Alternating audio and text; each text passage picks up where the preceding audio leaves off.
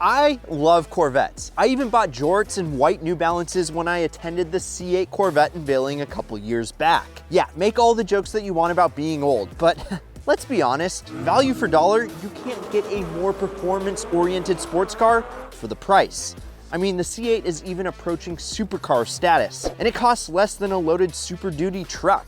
It's been that way for a very long time too, but the tides are changing. Someone is coming to dethrone the mighty Corvette, and it might be a secret electric crossover project. Sup guys, I'm Brad Danger. It is cold and this is ideal. Give this video a like to keep me warm and listen up, because Ford, yes, Ford is gunning for GM, and they're looking to settle that decades-old rivalry. First though, I got to thinking, is it really true that there are no competitors to the C8? Okay, let's break down the facts. The base model Corvette makes nearly 500 horsepower from a mid-mounted V8. It will go nearly 200 miles per hour, gets to 60 in 2.9 seconds, and it handles beautifully thanks to that space-age chassis design. Oh, and the MSRP is $5 under 60 grand. Jorts, New Balances, and gold chain, they're extra. So, what else even comes close? Well, how about the new M3 in all its piggy snout glory? And with 473 horsepower on tap and a very similar price tag, it seems like a good contender, right? Well, except the M3 has a lot of pork to go with that big snout, weighing in at almost 600 pounds more than the Vette, meaning they really aren't that close in performance. But what about the new savior, the Nissan Z? Although yes, it is pretty, it makes 100 less horsepower. Probably still fun as hell, but nowhere near supercar levels. Viper? Glad you asked, but they don't make that anymore. Porsche Cayman, it's the same price, but the Vette is gonna eat it for lunch at the track. Tesla S? Yeah. Ferrari 488, we're kind of getting absurd now. I mean, yes, cars like the 488, the Porsche 918, the Mercedes AMG GT, even the McLaren 720S are a wee bit faster around the ring, but they're all at least 4 times the amount in price as the C8. Like, for the performance and looks of the $60,000 Vette, you need to buy a $330,000 488. Yes, the rear quarter, I agree, has always looked a little off for some reason on the Vette, but you can get over that because it looks 9/10 as good as the Ferrari. And for the price of the 488, you could have nearly 5 Corvettes. Saturdays are for the boys, and you and 4 friends could have the world's most fun track day, all for the price of 1 F1 car. I just need to find like 4 more friends. But there is a domestic competitor that everyone compares the Corvette to though. Well, really not just one, but 2. My fingers are freezing. And the first is also from Chevy, the very fast and very hard to see out of Camaro ZL1, which will also go to 200 miles per hour. It's only marginally slower to 60 and costs nearly the same, but it's still an absolutely incredible feat of engineering. The other comes from Chevy's biggest rival, Ford, and it's called the Mustang GT500, a car that has its roots in Carroll Shelby's greatest work.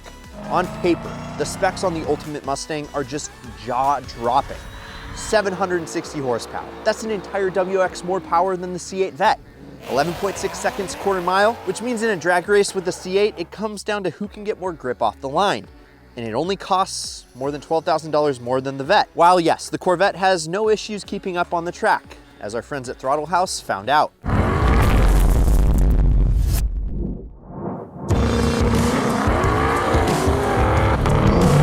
It is a really amazing competitor for the ZL1. In a race, the Camaro and Mustang are basically the exact same. It depends on who's the better driver. Both are true, incredible, amazing machines.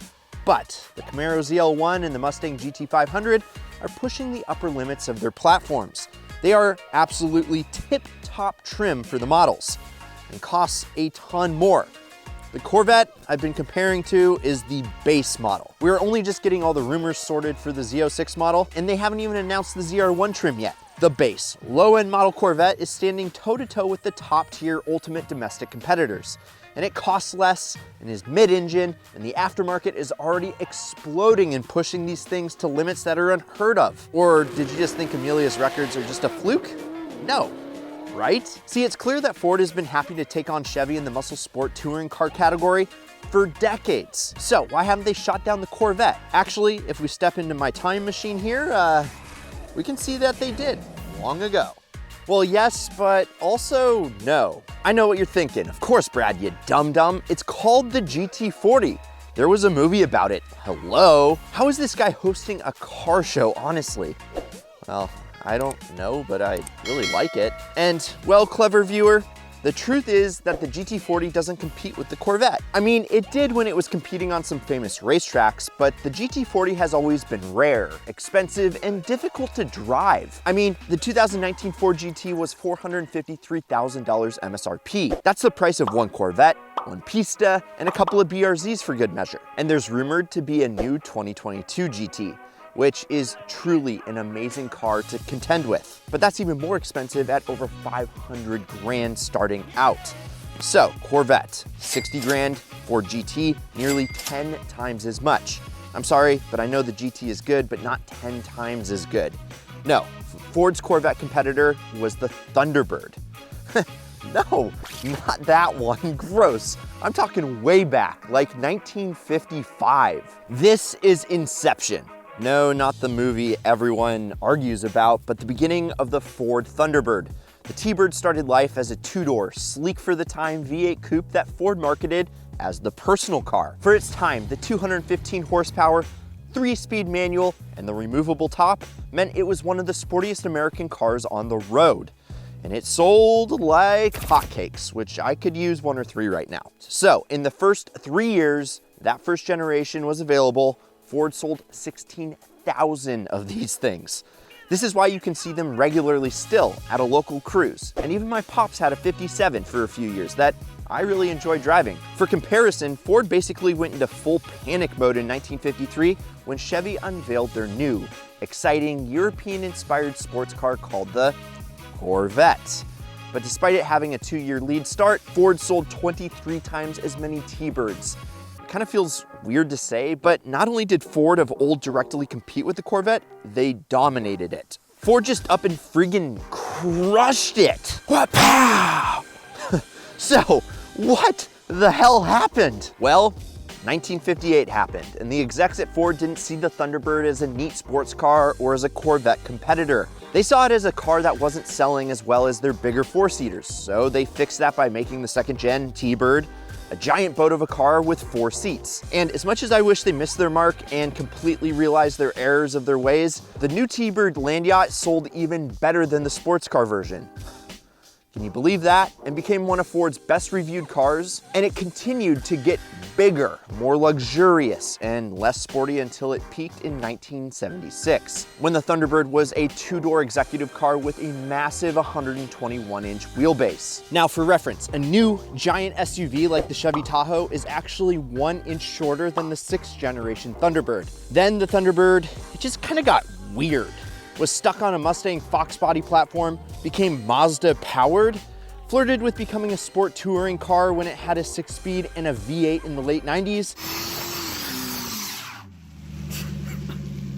then was canceled, then it was brought back as a slow, hugely overstyled, retro funky fresh thing in '02, before being axed one final time in 2005. So, why am I bringing this up? Well, the Corvette evolved along its sports car lineage up until today, getting lighter, faster, and more powerful with every generation, while the Thunderbird got chunkier, slower, and more weird looking over time. Kind of like me. So, of course it got canceled forever. Seems like a strange thing to mention in this video, right? Well, maybe not. Ford, you see, is apparently scheming something. They did a few things recently that are very, very suspect. First, they were caught testing a C8 Corvette on their private racetracks.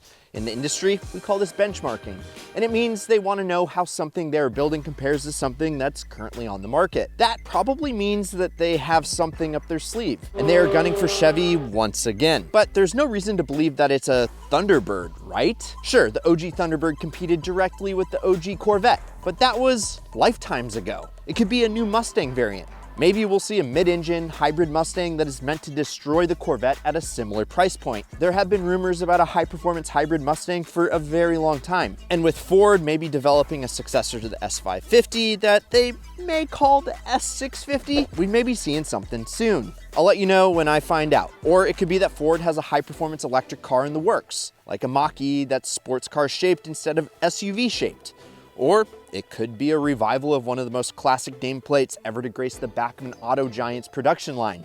Because get this, Ford filed for a new updated trademark on the Thunderbird name. It could be a coincidence that Ford was caught benchmarking the Corvette at the same time that they were doing the legal things for a new Thunderbird. This is the auto industry after all, where an Eclipse is a crossover now and a Mustang is a crossover now. It doesn't necessarily mean anything, but I think it does mean something. Ford has been really good about being, well, kind of weird about names. The original Ford Maverick was this little truck car similar to the Falcon, and it was kind of the cheap alternative to the Mustang. Now, it's a modern day Ranchero. The Mustang is their flagship pony-turned-muscle-tuned sports car, and also an electric SUV.